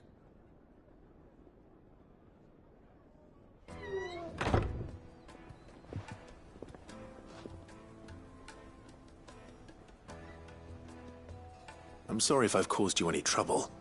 That? Oh, no. That's just how his lordship is. Though the morning's events have left him somewhat fractious. He's been dispossessed of his luggage, you see. The thieves also made away with a considerable amount of coin. Coin the innkeeper will soon be keen to collect. I don't suppose a certain blade was among the stolen items. A single-edged sword. It was purchased from a merchant friend of mine. Ah, you know Lady Karen. Yes, I'm afraid it was. Then I'll retrieve Lord Ignac's luggage. But I have one condition. You have but to state it. You are welcome to anything that is within my power to grant. I want an audience with Lord Ignac. A few minutes should be enough. Then I'll be on my way. A condition I would be a fool to refuse. Of course, you shall have your audience. I don't suppose you saw where the thieves went? I did not, no. Though some discreet inquiries made on his lordship's behalf mean that I know where you might find them. The bandit's bed. Every ill-gotten coin in Dalamal is said to pass through that disreputable corner of the Valcroy. And that's where I'm heading. I shall speak to Lord Ignac in your absence, and arrange for an audience upon your triumphant return. That will be very kind of you. Farewell, and best of luck.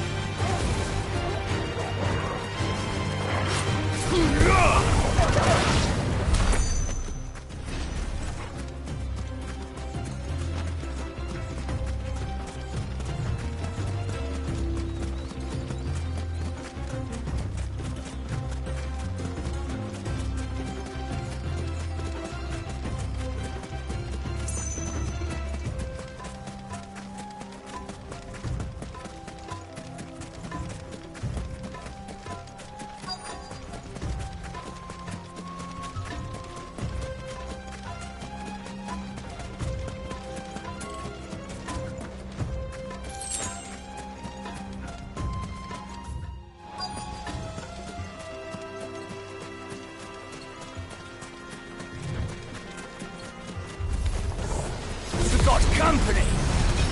Come on, lads, let's tear the bastard's head off!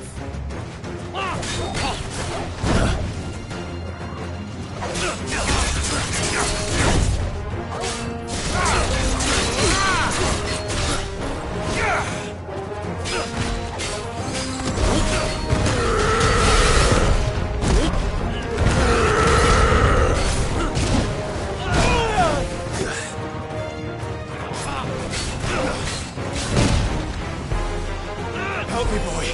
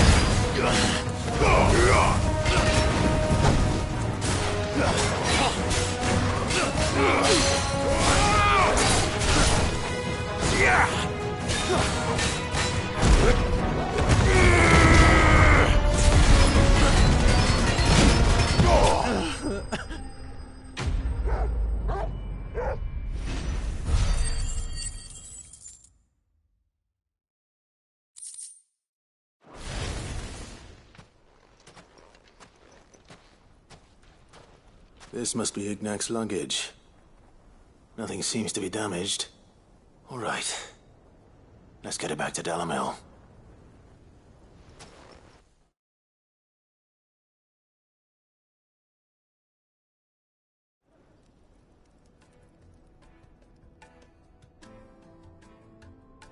I hear I have you to thank for the return of my effects. What shall I call you, my good man? Wyvern. Glad to make your acquaintance.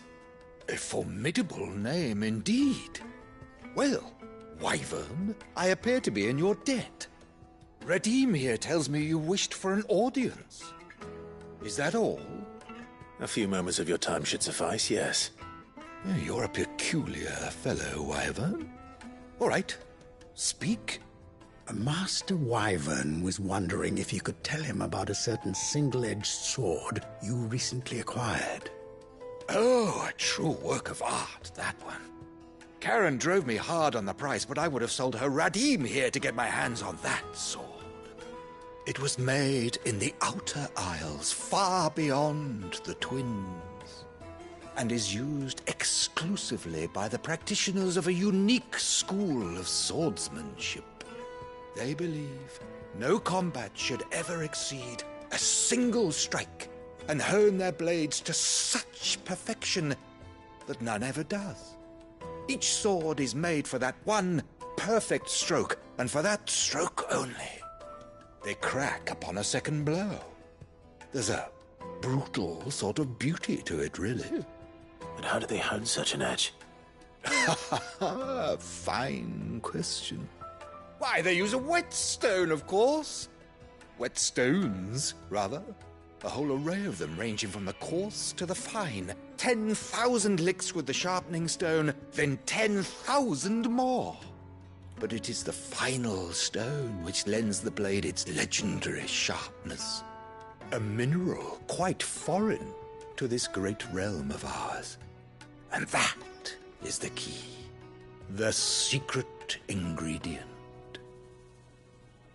Wyvern, it occurs to me that my little lecture is hardly equal to services rendered.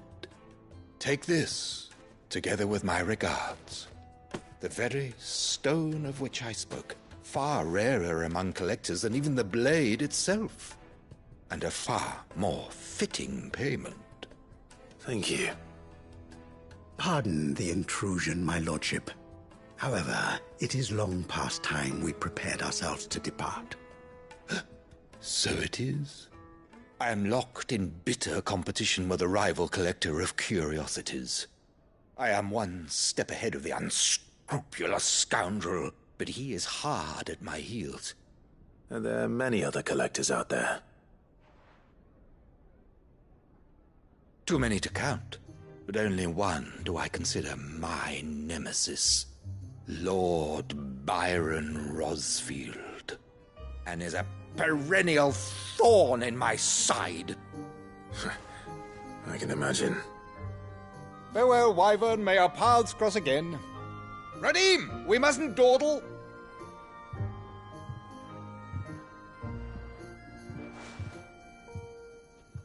I think his lordship is rather taken with you, Master Wyvern. Thank you again for your assistance. Coming, my lordship. I'll be right there.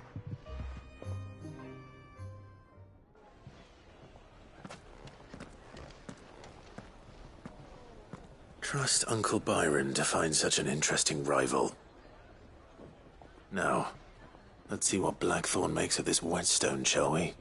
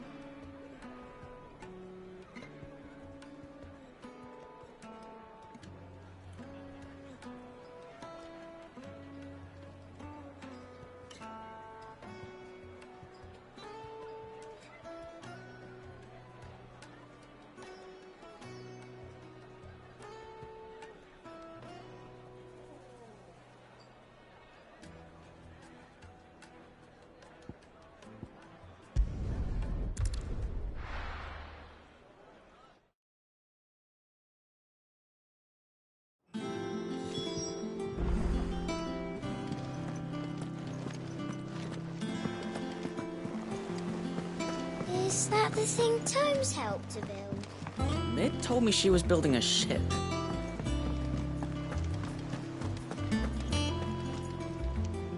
Goat. Still alive, I see. So Lady Karen accepted the ruby. Ah, about that. I tried my best, but she was just too stubborn to take it. She threw it right back in my face, in fact, and told me I could stick my stupid stone where the sun don't shine. Karen refused payment. I hope it wasn't something I said. I'm sure you were as tactful as ever. Let me see what I can do. Oh, wonderful. I hope you have better luck than I did.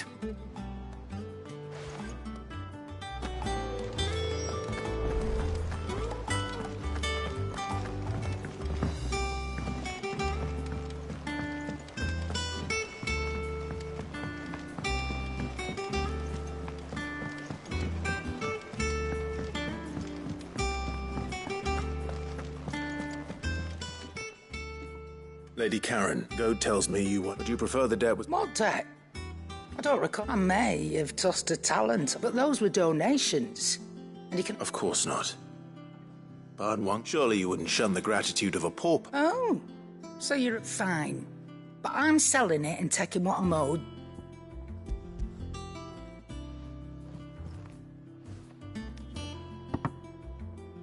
Where'd you even get this? A decent trader. A canny one, meanwhile, might claim it were nicked from the belt of Sid the Outlaw himself. Might be I already have a bite. Might be you even know her. A fine continental maid whose beauties... You wouldn't mind, would you? Not at all. Just be sure to tell her...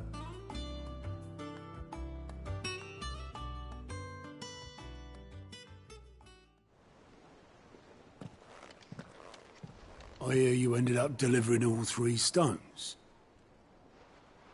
Thanks to this lump. I sometimes wonder what I pay you for. Speaking of which, I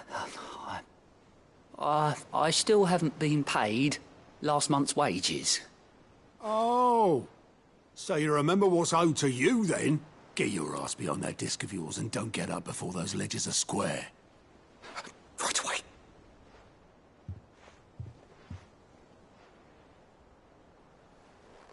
I've seen that before. Yeah. Plenty of times. It was the only goblet Sid ever used.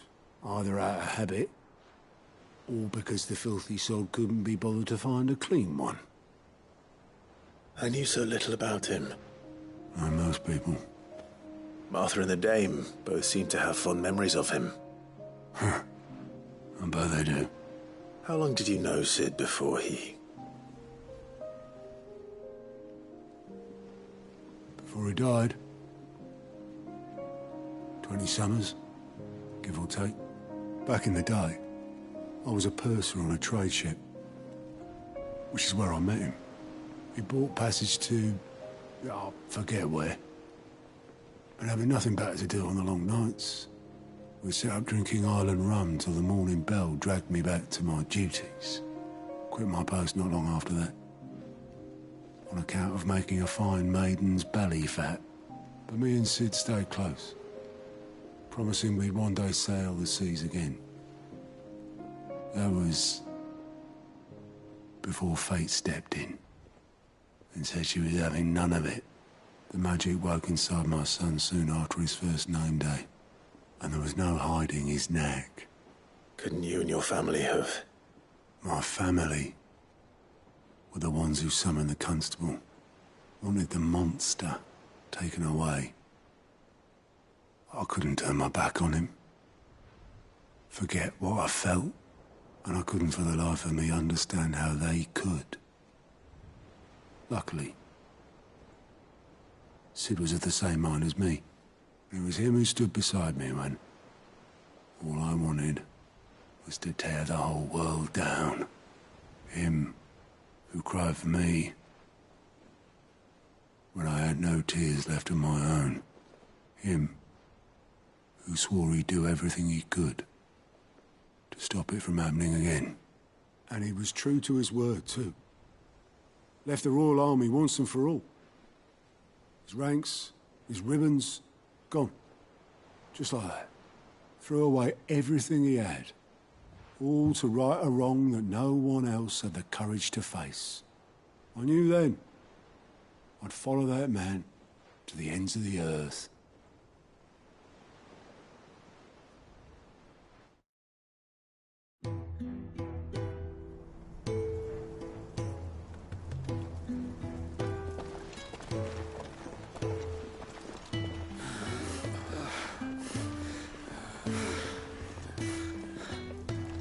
He was always too clever for his own good, was Sid.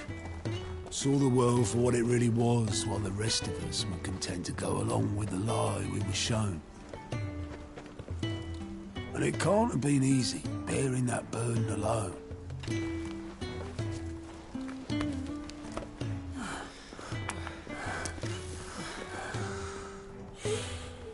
But he didn't let it stop him. He never lost faith in what he believed was right. And that gave us faith in him. Faith he'd steer us true. So I swore to myself that I'd always be right behind him, ready to catch the stubborn sod, if ever he should fall.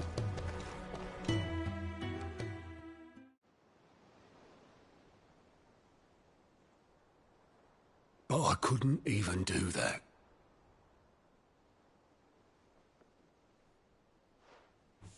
Ignore me. Just the ramblings of a tired old man. Leave that lot. I'll tidy it up in a bit.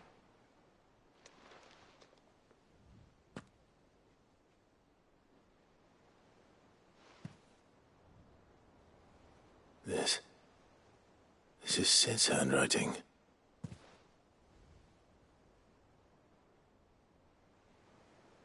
Dear Otto. I may be drunk, but I wanted you to know this place would be fucked without you. Love you, you grumpy old sod.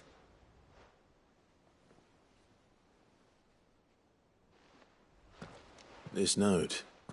Hmm? What about it? Sid was right.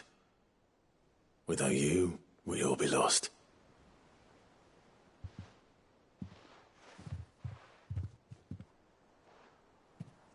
He should have bloody well said so then. Just once. Before he went. But then, why would he? Him, or anyone? I'd only have told him to piss off.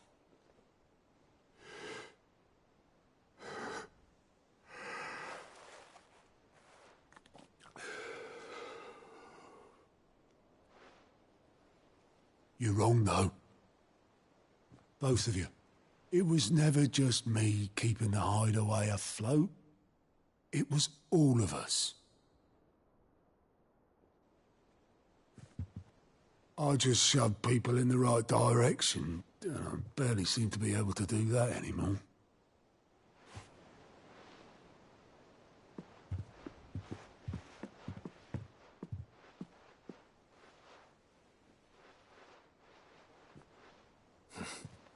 Would you rather goat were at the helm? Well, maybe I've got a few more years left in me. I'm going to hold you to that, Otto. Before you go, Sid would have wanted you to have this.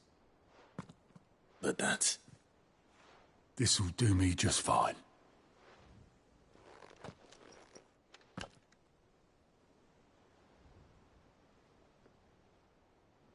Thanks for the ray of sunshine.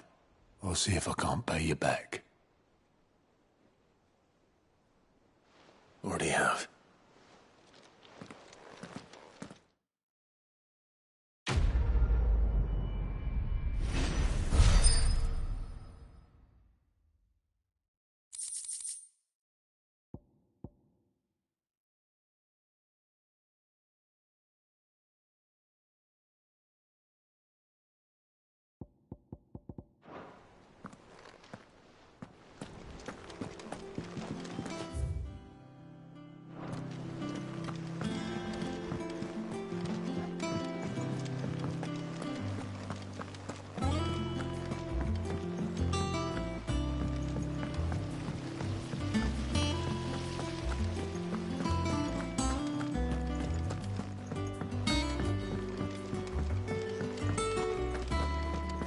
Mid might need some help.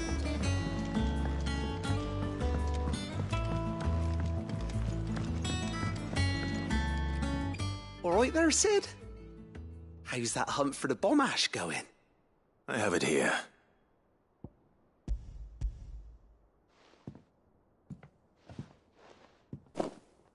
That's the stuff. And plenty of it, too. Enough to keep the alembic bubbling away for a good old while. You're a gent, Sid. Let nothing say otherwise. Right then, let's get this contraption up and running.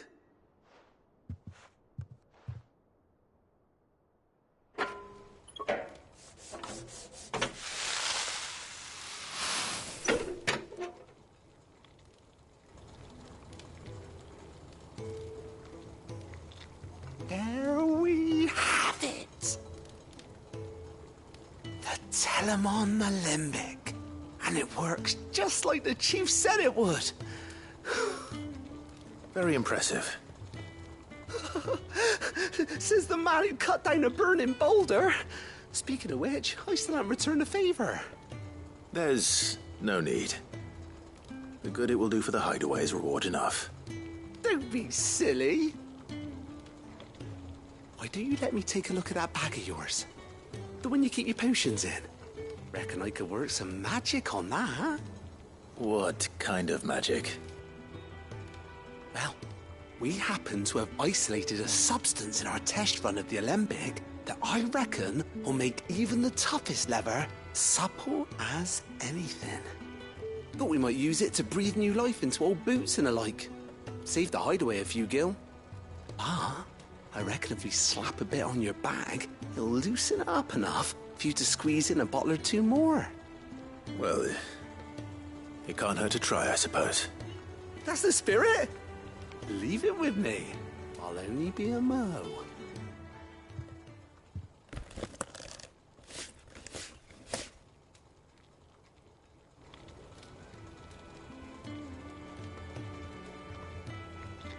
Well, what do you reckon? It certainly feels more flexible. Right? Told you. Thank you. I think. No. Thank you for supporting Mid and the rest of us in our endeavors. Without you, we'd never have been able to discover wonders like that stuff I rubbed on your bag. And I'm telling you, there's plenty more where that came from.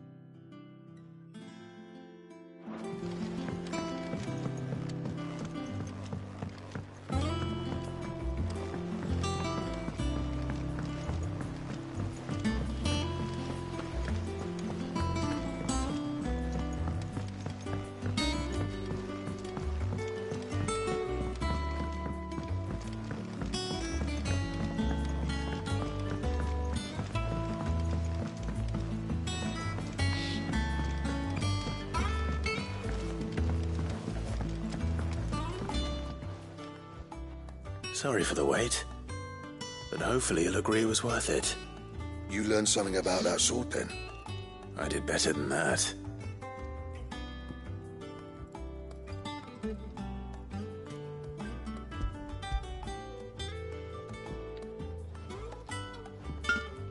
A whetstone? Yes, but not one you'll find anywhere in Valestia.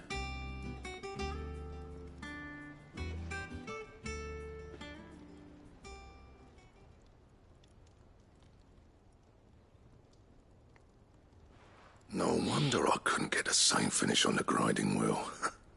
One hit and all done, eh? Might not be so bad if all you ever fought were duels. Good luck on the battlefield. Your second opponent would be your last, no matter how good you were. Even so, is there Some way it could be used to give the curse breakers an edge? I think so, yeah. With this whetstone and the right kind of steel, I could probably even make a twin of the blade that rattled me. But there'd be no replacing this little rock once I worn it down to a sliver. I reckon we get a dozen swords from it, if that. Swords that the curse breakers wouldn't know how to wield properly, and that would see them through a single fire piece. Nah, no point trying to copy that thing. Be about as much use as a wax anvil. But finishing our blades with a whetstone this fine, now that's something to consider. And what's finer than fallen masonry, eh? Or more hard-wearing, for that matter. Just imagine it. Good Valisthian steel with an edge as sharp as any found in the Outer Isles. I won't make a copy, nah. I'll make something much better. I'm sure the curse breakers will be delighted. Just don't push yourself too hard. Don't you worry about me, sunshine. I've been working day and night since I was half your age, and I'll still be here when you're long gone. Hey, thanks, Clive. I mean it. I owe you one, August too. It's good to know someone's looking out for me. You'll be happy to hear you said that. And I'll see that my debt to you's paid. First new blade I make's got your name on it. You come and find me when you've got the materials. All right. I will.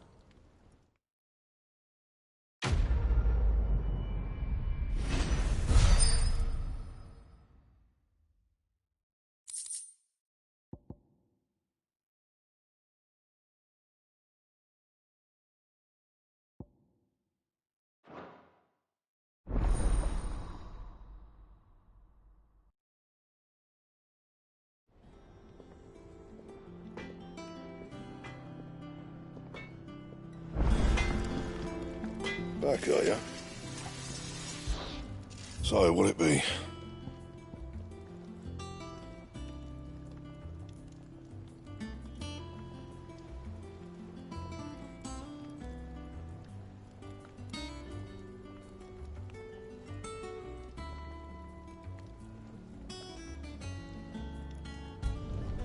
Not bad, if I do say so myself.